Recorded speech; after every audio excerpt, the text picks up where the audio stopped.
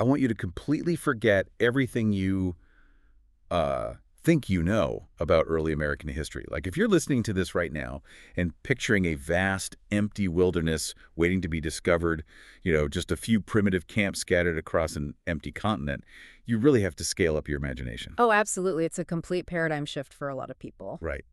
I want you to picture bustling metropolises, like cities that rivaled the biggest, most complex cities in Europe at the time. Imagine massive stone pyramids rising right out of the landscape, and these huge agricultural empires engineering the environment in ways that, frankly, we are still trying to fully grasp today. Yeah, we are talking about a hemisphere teeming with millions of inhabitants speaking hundreds of distinct languages and operating within highly sophisticated societies centuries before anyone even crossed the Atlantic. Exactly. And to set the stage for today's deep dive, you'll be the expert lecturer walking us through the past, and I'll play the curious dude asking all the questions. I love it. I am ready when you are, so let's just dig in. Perfect. To guide our exploration today, we are going to be pulling our information from Section 1.1 of Chapter 1 from U.S. History. Right. And our mission here is to basically track how early inhabitants migrated to the Americas, trace the rise of monumental civilizations like the Olmec, the Maya, the Aztec, and the Inca, and then explore the wildly diverse, highly adapted societies of North America right up to the moment of European contact. Which is, a massive timeline to cover. But before we can even talk about how these incredible empires were built, we have to understand the mechanics of the journey itself. Like, how did people actually get here in the first place? And what allowed them to stop moving and start building? Right, because before you have a pyramid, you obviously have to have people. So Section 1.1 talks about Beringia. But I'm looking at the timeline here, and my mind is struggling to comprehend the logistics. It's a lot to wrap your head around, for sure. Yeah, because we're talking about a land bridge connecting Asia and North America between like 9 and 15,000 years ago. Yeah. How do we actually know they walked across it? Well, it's a fair question because the word bridge is almost a little misleading. Oh, really? Yeah. Beringia wasn't just some narrow strip of sand. Because the Earth was in an ice age, massive amounts of seawater were locked up in glaciers. And that caused ocean levels to drop significantly. Oh, okay. So it exposed this vast expanse of land between the continents. It was a massive traversable landmass. And we aren't just guessing about the migration either. Genetic sequencing shows that modern Asian populations and Native Americans actually share specific genetic markers on a Y-chromosome. Oh, wow. So that biological evidence really anchors the whole migration theory. Exactly. But they were following the food, right? Huh. The textbook mentions they were hunting megafauna. For our listener who might not be a paleontologist, what exactly are we talking about when we say megafauna? Oh, we are talking about gigantic Ice Age mammals. I mean, think woolly mammoths, mastodons, giant sloths that could literally stand on their hind legs and reach the tops of trees. That is terrifying. Right. But these early nomadic hunters were following these massive herds straight across Beringia. But eventually, the climate shifted, the glaciers melted, sea levels rose again, and the water engulfed Beringia, forming what we now call the Bering Strait. So the geographical door simply closed behind them. Precisely. Though the textbook does mention that later settlers likely came by boat across that narrow strait, and recent research even suggests there was some coastal water travel down the west coast of South America. Right, which makes sense. But here's my first real student question for you. Get me. If these early populations were constantly on the move, tracking giant sloths and just gathering wild plants, what made them finally stop? Yeah. You don't just wake up one morning, stretch, and say, let's build a massive stone city today. No, you definitely don't. You're hitting on the single most transformative mechanism in human history, honestly. The agricultural revolution. Okay, break that down for me. So, around 10,000 years ago, humans discovered how to domesticate plants and animals. If you are a nomadic hunter, you are entirely at the mercy of your environment. You literally spend all your energy just securing enough calories to survive the week. Right. But if you can plant a crop, you can generate a caloric surplus. When you have a reliable, abundant food supply stored away, your population explodes. But more importantly, it means not everyone has to be a hunter or a farmer anymore. Because if one farmer can feed 10 people, those other 9 people can do something else entirely. Precisely. That underlying logic is everything. A caloric surplus basically buys a society free time. Those other 9 people can become engineers or priests, stonemasons, soldiers. Wow. Yeah, agriculture is the engine that drives societal complexity. And Section 1.1 points to Mesoamerica as the prime example of this, specifically with the domestication of corn, or maize, around 5000 BCE. And Mesoamerica, just for context, Yeah. is that geographic area stretching from north of Panama up to the desert of central Mexico. Wait. Correct. That little stock of domesticated maize is really the foundational building block for everything we are about to discuss today. Which brings us to the first great Mesoamerican society.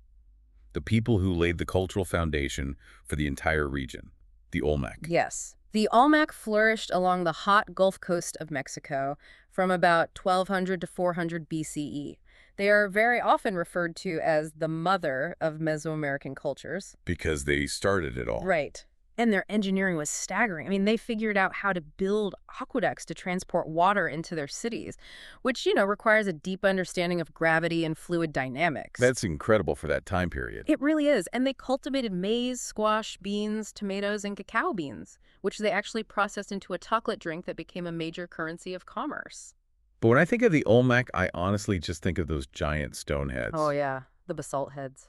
Yeah.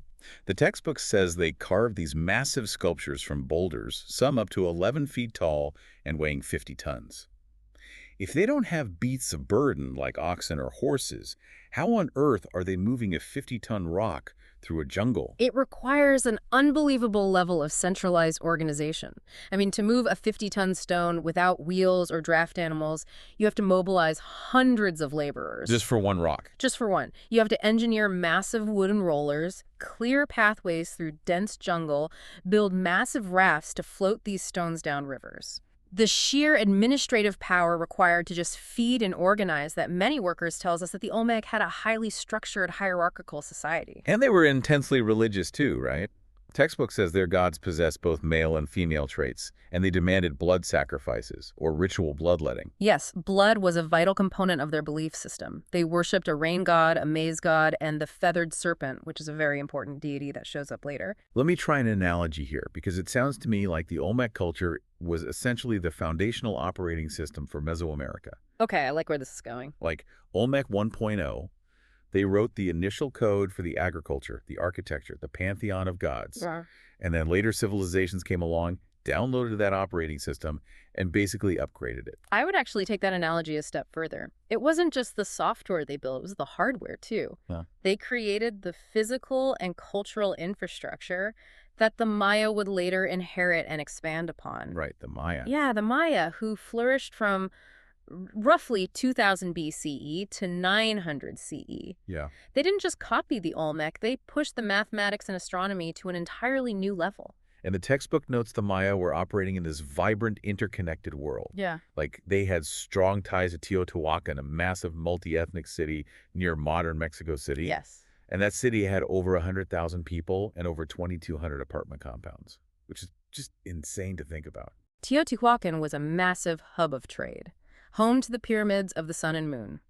The Maya absorbed that influence and applied advanced mathematics to their administration. How so? Well, they perfected the Olmec's calendar and written language, and they used math to record crop yields, track population sizes, and manage complex trade networks across incredible city-states like Copan, Tikal, and Chichen Itza. The math part is what really blows my mind. Our listener has to hear about the pyramid at Chichen Itza, El Castillo. Yeah. Break down how that structure actually works, because it's wild. Oh, it's brilliant. El Castillo is basically a massive astronomical instrument built out of stone. It has 4 sides. Each side has exactly 91 steps. Okay. If you multiply 91 by 4, you get 364. When you add the top platform as one final step, you have exactly 365, the exact number of days in a solar year. That is just wow. They literally engineered a building to perfectly mirror their understanding of the cosmos. But despite this absolute brilliance, the Mayan civilization suffered a massive collapse. What was the mechanism behind that? Because you don't just, forget how to build stone calendars. No, you don't. It was an ecological collapse. Yeah. Around 900 CE, they experienced a devastating drought that lasted nearly 2 centuries. 200 years? Yeah. Hmm. And when you combine 200 years of drought with rapidly depleting soil nutrients from overfarming, that caloric surplus we talked about vanishes. Without food, the social structure fractures, they had to abandon their large population centers. So by the time the Spanish arrived in the 1520s, they found a severely weakened, decentralized civilization. Exactly.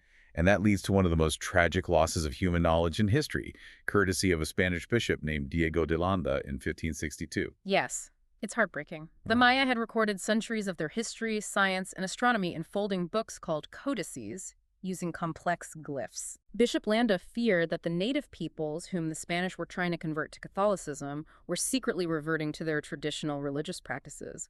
So, to crush that, he ordered the collection and burning of almost every single Mayan codex in existence. That is just awful. Today, only a handful survive. It is an incalculable loss for human history. But Mesoamerica wasn't empty when the Spanish arrived, right?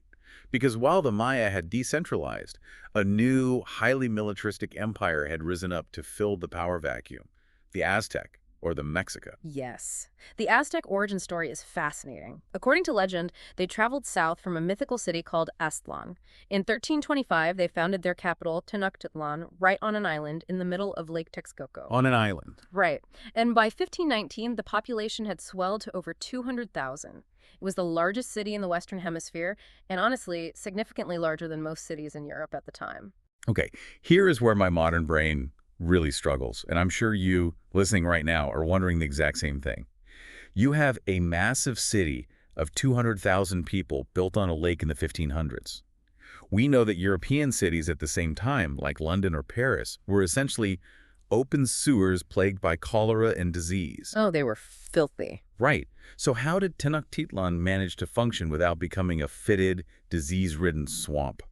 Because their urban sanitation engineering was light years ahead of Europe. Tenochtitlan was immaculate. They didn't just dump waste into the streets. They had designated neighborhoods, a coordinated daily trash collection system, and waste was actually transported out via barges to be used as fertilizer. That is so smart. They even built 2 massive aqueducts to bring fresh mountain spring water directly into the city center.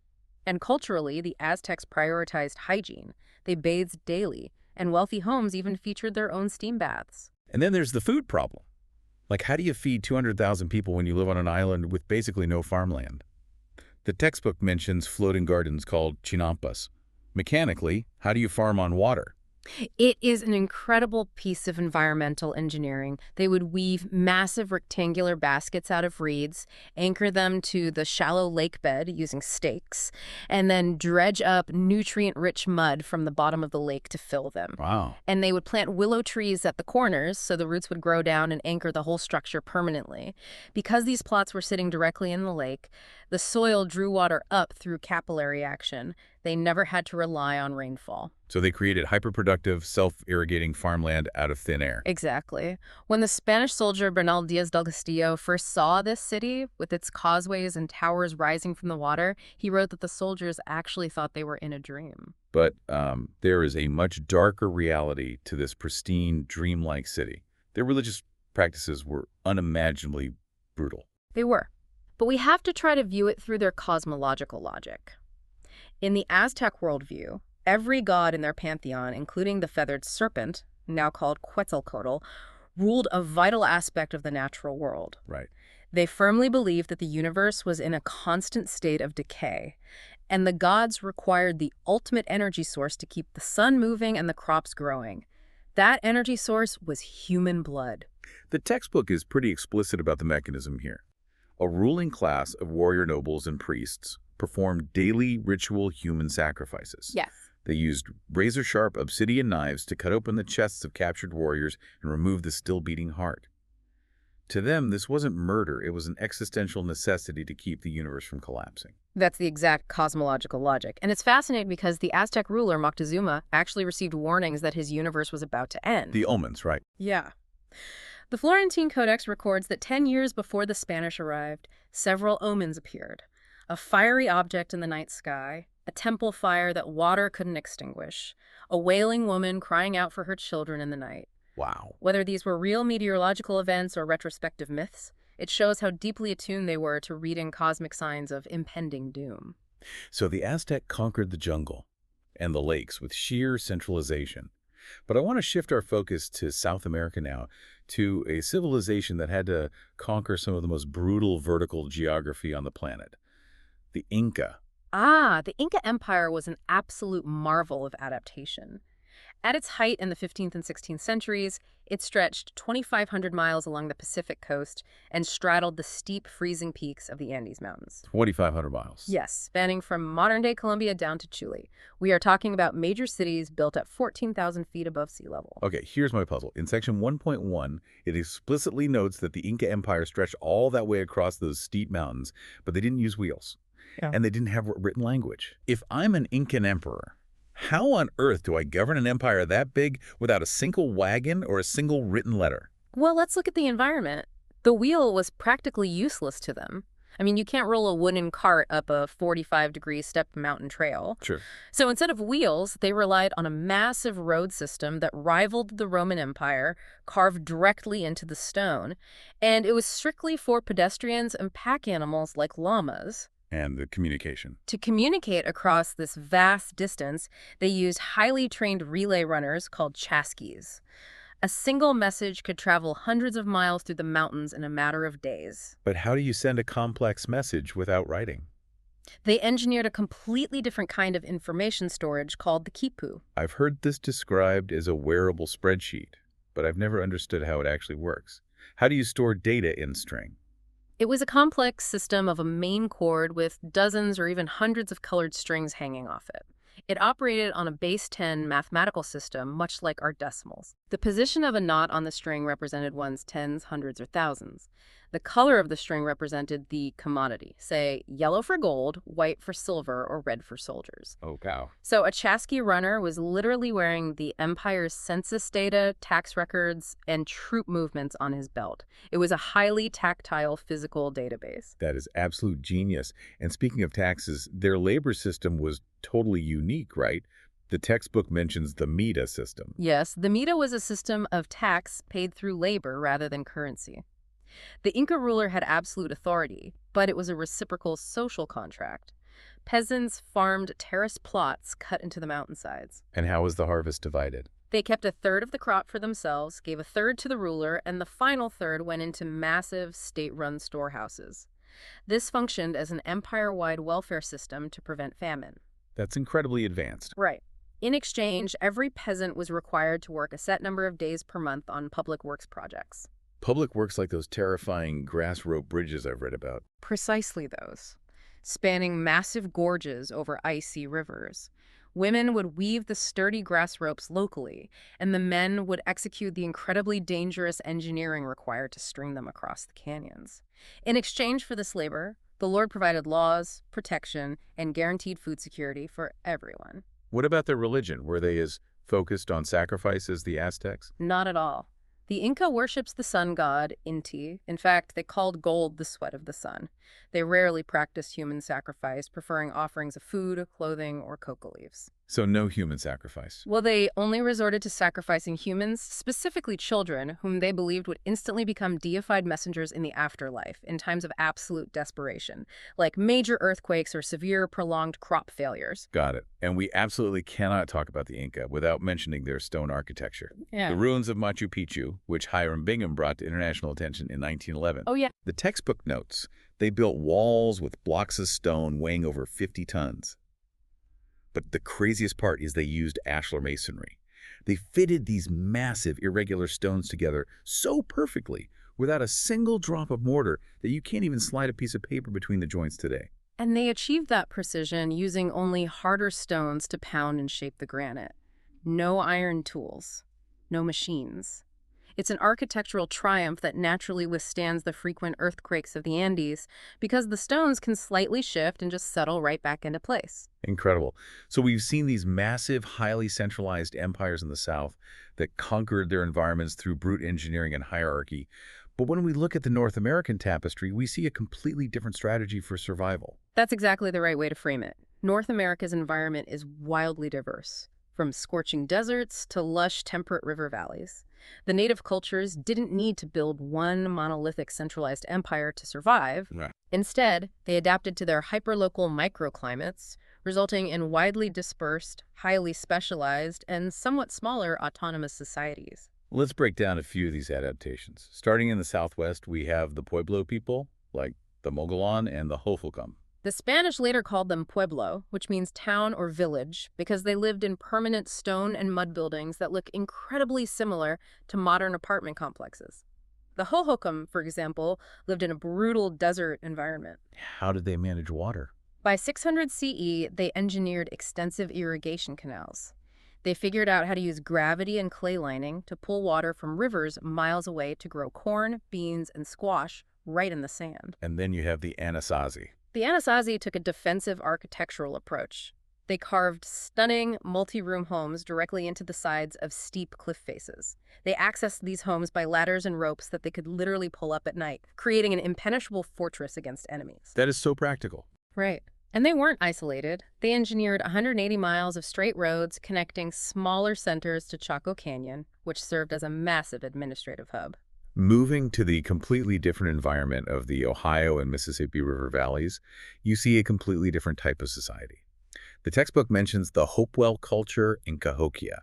What is the Hopewell culture known for? Well, the Hopewell thrived in small hamlets, living in wattle and daub houses. Wait, pause. What actually is wattle and daub? It's a highly effective building technique. You weave a sturdy lattice of wooden branches, that's the wattle. Then you coat it in a sticky material like mud, clay, or straw, that's the daub. It creates a highly insulated, weatherproof wall. Oh, okay. But what makes the Hopewell amazing is their trade network. By utilizing the massive river systems, they traded from Canada all the way to Louisiana. They negotiated across multiple language barriers to acquire copper from the north, shells from the coast, and obsidian from the Rocky Mountains.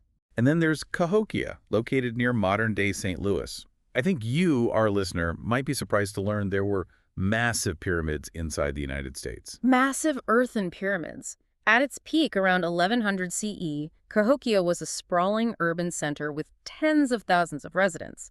It featured 120 massive earthen mounds. Wow. The largest one covered 15 acres at its base. It was the central hub of political and trading activities for the entire Mississippi River network. So when European explorers finally arrived on the East Coast, the English, the Dutch, the French, they were expecting to stumble into these massive gold-filled empires like the Spanish found in Mexico. But they didn't. They found smaller autonomous clans. How did these eastern woodland tribes function differently from the patriarchal empires of Europe or even the Aztecs? This is a crucial societal distinction. In the patriarchal societies of Europe or Mesoamerica, gender roles were rigidly fixed and political power flowed downward exclusively for men. But in most major native societies in the East, like the Iroquois, Lenape, Muskogee, and Cherokee, the society was matriarchal. Meaning the women actually held the political power. Why did that happen there and not in Europe?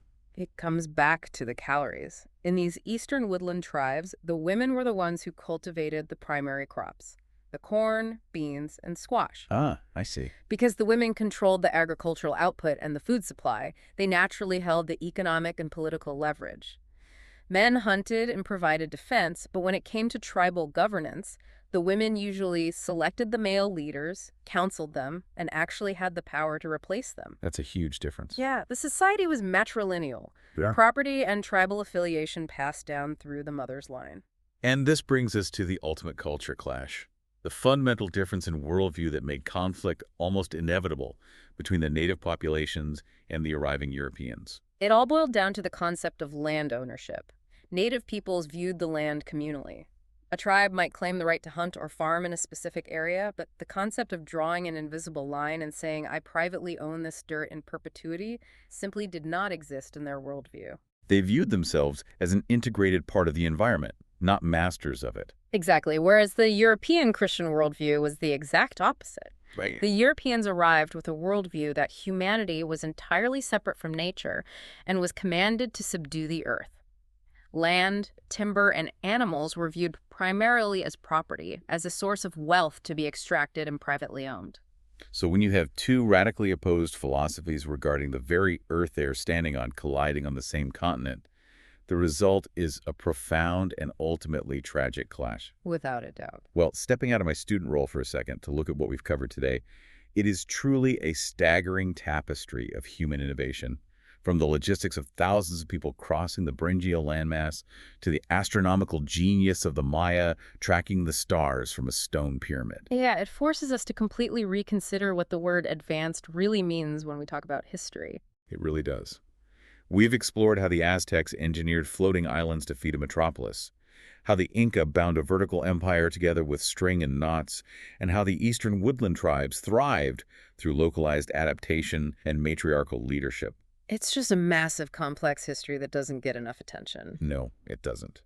And I want to leave you, our listener, with a final thought to mull over today. We started by dismantling that myth of the vast empty wilderness. But let's take it a step further. We just talked about that massive clash in worldviews regarding land ownership. Imagine an alternative history for a moment. Okay. What if those European explorers had arrived on these shores and instead of imposing their concept of private wealth and dominion, they had actually adopted the Native American philosophy of communal environmental stewardship? If that worldview had prevailed, what would the maps, the ecology, and the society of the Americas look like today? That is a profound question to walk away with. It's definitely one worth thinking about. Thank you for joining us on this deep dive into the Americas. Keep questioning history, keep digging into the past, and we'll catch you next time.